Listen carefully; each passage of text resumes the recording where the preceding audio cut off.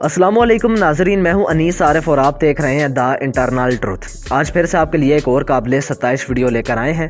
आज की हमारी वीडियो में हम आपको ड्रामा सीरियल कुरैश उस्मान में मलहून खातून का किरदार निभाने वाली अदाकारा के बारे में बताएंगे कि जिनको एक अरबी शहजादे ने शर्मनाक ऑफर कर दी और इनको अपने साथ एक रात गुजारने के बदले कितने करोड़ डॉलर ऑफर कर दिए। जानकर आप भी हैरान और परेशान रह जाएंगे।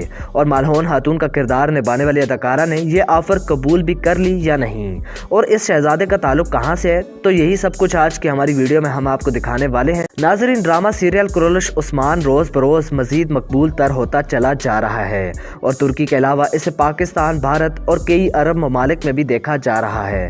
जहां एक तरफ ये मकबूलियत हासिल कर रहा है तो वहीं अरबी शहजादों की जानिब से आए रोज इन खूबरूल लड़कियों को शर्मनाक ऑफर्स का मिलना भी मामूल बन चुका है।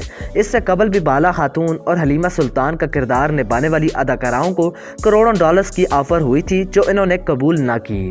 इसके अलावा पाकिस्तानी अदाकारा अलीज़े शाह को ऐसी शर्मनाक ऑफर मिल चुकी है। अब इस बार मलहून खातून का किरदार निभाने वाली अदाकारा यिल्दिज़ शागरी अतिकसोए को भी एक कतरी शहजादे की जानिब से सिर्फ एक रात इनके साथ गुजारने के 2 करोड़ डॉलर्स की ऑफर की गई। जहां एक तरफ ये इस दिलकश अदाकारा के मदाहों के लिए हैरान कुन खबर है, तो वहीं ये लोग इस तुर्किश अदाकारा को इस ऑफर को कबूल न करने का मशवरा भी दे रहे हैं।